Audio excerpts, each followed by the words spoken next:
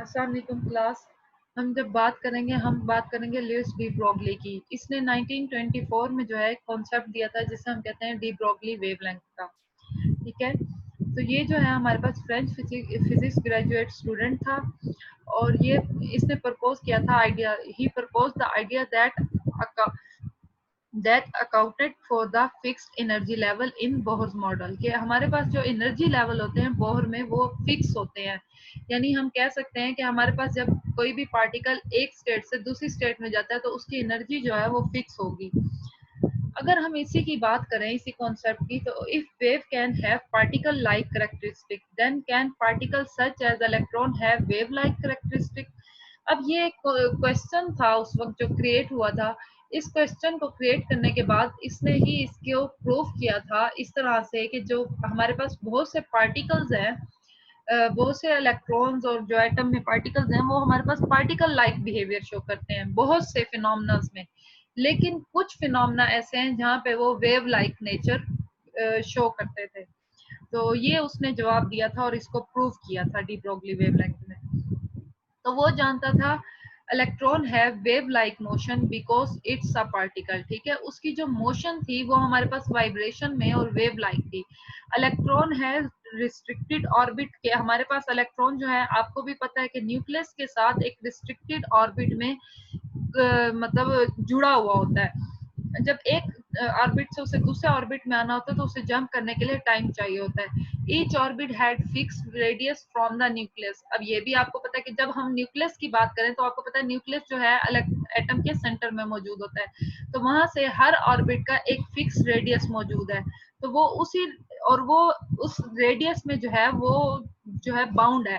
अगर उसने उस ऑर्बिट से दूसरे ऑर्बिट में जाना है तो उसको उसके लिए या तो एनर्जी दरकार होगी या वो एनर्जी जो है वो रिमूव करेगा उसमें से, मतलब उसमें से निकालेगा ताकि वो छोटे वाले ऑर्बिट में जा सके। ठीक है, उसके बाद वो बता रहे हैं कि are wide variety of wavelength frequencies and energies possible, कि हमारे पास जो इलेक्ट्रॉन है उसमें बहुत ज्यादा पॉसिबिलिटी होती है वेवलेंथ की, फ्रीक्वेंसीज की और एनर्जीज की, कि हमारे पास डिफरेंट लेवल पे डिफरेंट एनर्जीज, डिफरेंट फ्रीक्वेंसीज और डिफरेंट उसकी वेवलेंथ मौजूद होगी। क्योंकि आपको बता दें ना कि हर ऑर्बिट में अलग अलग से इलेक्ट्रॉन मौजूद होते हैं। जैसे अगर आप फर्स्ट ऑर्बिट की बात करें तो ऑर्बिट नंबर 2 में उसमें हमारे पास 2 इलेक्ट्रॉन होते हैं, तो उन 2 इलेक्ट्रॉन के लिए तो सेम होगी। लेकिन अगर ऑर्बिट 3 के इलेक्ट्रॉन्स को ऑर्बिट 2 के इलेक्ट्रॉन से कंपेयर करें तो वहां पे एनर्जी भी चेंज हो जाएगी, फ्रीक्वेंसी भी चेंज हो जाएगी और हमारे पास वेवलेंथ भी चेंज हो जाएगी। अब यहाँ देखें कि ये आपके पास न्यूक्लियस बनाया हुआ है, आप उसी बात को जो उसने वहां पास्टुलेट्स में बताई थी उसी बात को एक कॉन्सेप्ट में दे दिए कि यहाँ पे हमारे पास है रेडियस। इस रेडियस के साथ ये अब मूव कर रहा है। अब ये रेडियस जो है वो तो इसी पाथ और इसी उसके दरमियान ही है, लेकिन जिस तरह से हम लोग बात करें कि ये जो आपके पास रेड लाइन से आपको एक वेव लाइक बिहेवियर शो हो रहा है, ये असल में क्या है कि इलेक्ट्रॉन जो है वो जब इस, अगर सपोज कर ले इस जगह पे है, तो इस जगह पे वो इस तरह से मूवमेंट अपनी वाइब्रेशन की तरह शो करता है। तो वो जो ये मूवमेंट शो करता है वो यहाँ से यहाँ इस तरह से इसकी ऑर्बिट की मूवमेंट उस जगह पे हमें वेव की तरह शो होती है। अब क्योंकि फर्स्ट ऑर्बिट में हमारे पास 2 इलेक्ट्रॉन मौजूद होते हैं तो दोनों की हमारे पास रेट यहाँ पे मौजूद है। अब यहाँ पे क्योंकि हमारे पास जो भी पार्टिकल्स होते हैं उनके एंटी पार्टिकल्स भी मौजूद होते हैं, तो यहाँ पे फिर क्योंकि हम सिर्फ फिर इलेक्ट्रॉन को एज अ पार्टिकल नहीं लेंगे, एटम में अगर हम चले जाएं, एटम में हमारे पास इलेक्ट्रॉन, प्रोटॉन, न्यूट्रॉन भी है, लेकिन जब हम एटम की सिर्फ ऑर्बिट की बात करें तो इलेक्ट्रॉन है। तो इसी तरह हमारे पास बहुत से एंटी पार्टिकल्स भी मौजूद हैं। अगर हम बात करें कि एक इलेक्ट्रॉन जो है वो एक ऑर्बिट में मौजूद है तो हमारे पास ऑर्बिट में सब शेल होते हैं। जैसे हम फोकस करें कि ये अगर हमारे पास जो ब्लैक में लाइन है ये ऑर्बिट है, मेन ऑर्बिट, तो ये जो रेड में 2 लाइंस हैं ये सब शेल है, क्योंकि अगर ये हमारे पास उसका बिल्कुल फर्स्ट ऑर्बिट है तो यहाँ पे 2 इलेक्ट्रॉन मौजूद होंगे। तो 2 इलेक्ट्रॉन इस तरह से मूव कर रहे होंगे कि वो अपने सब शेल में डिवाइड होंगे। और अगर इसको वैसे देखा जाए, ये तो बहुत क्लियर पिक्चर है, अगर इसको वैसे देखा जाए तो ये जो है ये हमारे पास एटम के गिर्द, सॉरी न्यूक्लियस के गिर्द एक इलेक्ट्रॉनिक क्लाउड बनाते हैं। ऐसे लगता है जैसे बादल टाइप हो, क्लैरिटी नहीं होती उसमें।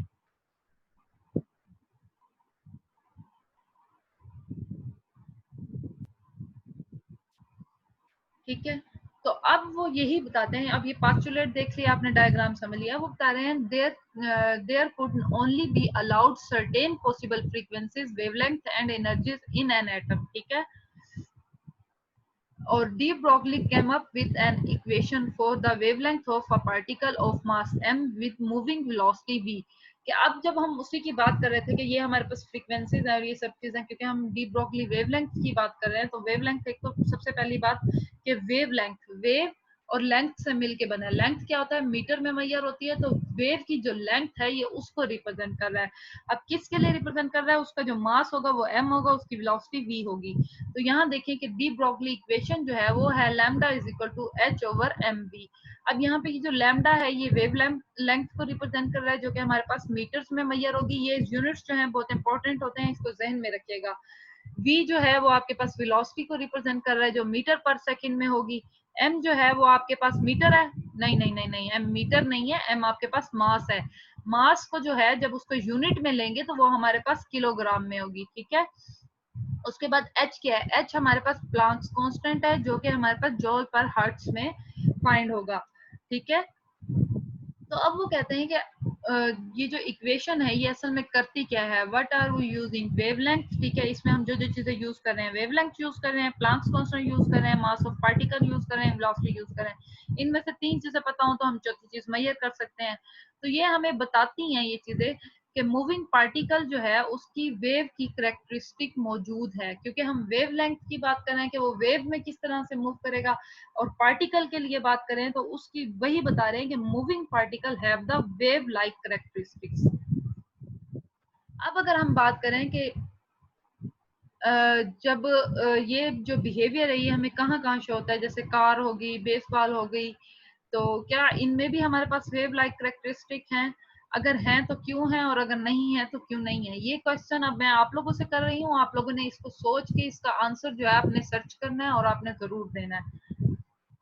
उसके बाद अगर हम बात करें कि जो हमारे पास लैम्डा है वो क्या है, lambda is equal to h over mv। इस इक्वेशन को देखें तो वो कहते हैं कि कार, वही आपके पास जो क्वेश्चन है उसको अब यहाँ पे एक्सप्लेन कर रही हूँ, जो आपने सोचा था।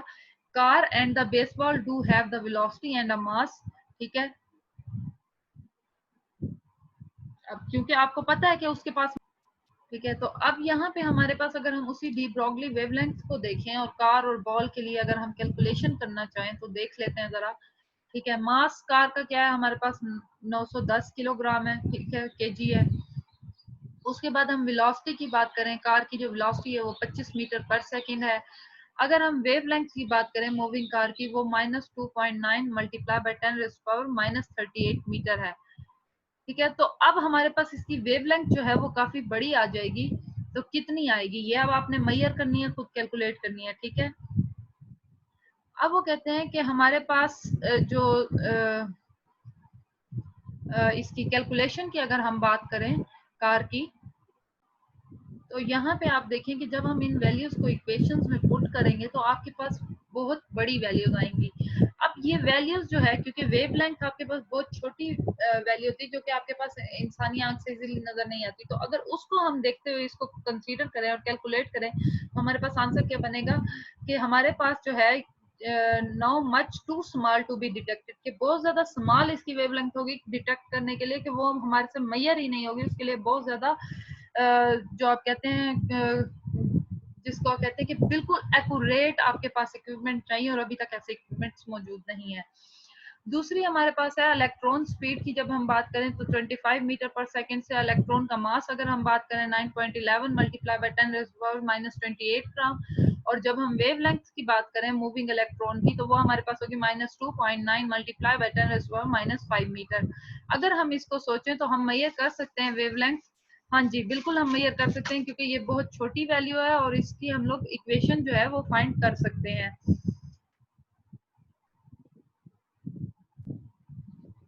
ठीक हो गया। अब हम देखें तो हमारे पास जो पार्टिकल है वो क्या है, वो परफेक्ट किस तरह से होता है। अगर हम वेवलेंथ इलेक्ट्रॉन की बात करें तो 9.11 multiply by 10 raise power -28 KG जो है ट्रेवल करता है at the velocity of 2 multiply by 1 108 metre per second, ठीक है। तो प्लांक्स कांस्टेंट की अगर हम बात करें तो प्लांक्स कांस्टेंट हमारे पास क्या होता है 6.63 मल्टीप्लाई बाय 10⁻⁻34 जूल पर हर्ट्ज। तो यहाँ पे हमारे पास अगर हम बात करें कि इसकी वेवलेंथ क्या होगी, तो ये वेवलेंथ आपके पास आंसर दिया हुआ है, इसको आप कैलकुलेट करेंगे तो ये आपके पास हो जाएगी। इस एक्सरसाइज को आपने खुद करना है, ठीक है। ये आपके पास जो था, ये आपके पास जो परफेक्ट, बिल्कुल परफेक्ट एक्यूरेट उसके लिए वैल्यूज थी, ये वो बताई हुई है, ठीक है।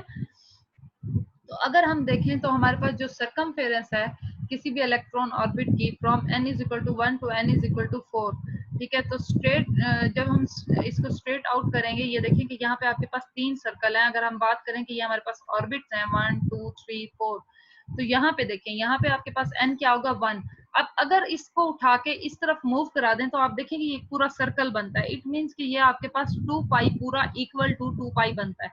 तो यहाँ पे आपके पास एक पूरी कंप्लीट एक सर्कल है, तो n जो है वो इक्वल टू 1 है। अगर यहाँ पे आप देखें, यहाँ पे आपके पास दो सर्कल मौजूद हैं, ठीक है।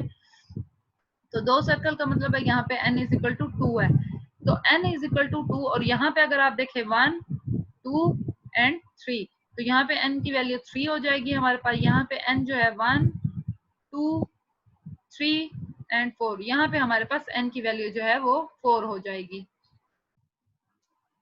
अगर अब हम यहाँ पे देखें, हमारे पास determination the matter with the wave equation. अगर अब हम वेव इक्वेशन को फाइंड करने के लिए देखें, तो यहाँ पे जो हमारे पास रिजल्ट बनता है वो हमारे पास सिंपल देखें, to determine the wavelength of the wave electron, de Broglie made the use of the relation between the energy E and the velocity of light c।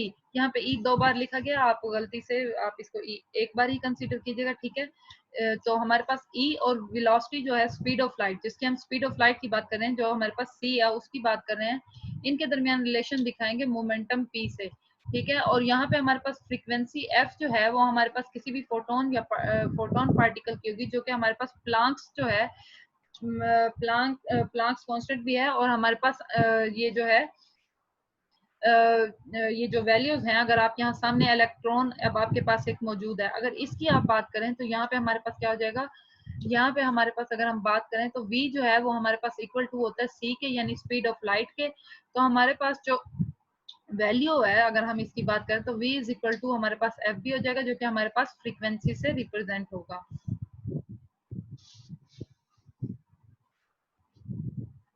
तो वो यही कह रहे हैं कि यहाँ पे ये जो हमारे पास डी ब्रॉगली ने जो वेवलेंथ दी थी वो जो है आपने अब फाइंड करनी है। तो अब ये जो मैंने आपको एनर्जी और वेलोसिटी का रिलेशन बताया है, यहाँ पे ये इक्वेशन है मैंने जान के आपके सामने ब्लर की है। अब आप लोग इसको फाइंड करके इसको सर्च करके आएंगे, इसको हम कल के लेक्चर में डिस्कस करेंगे।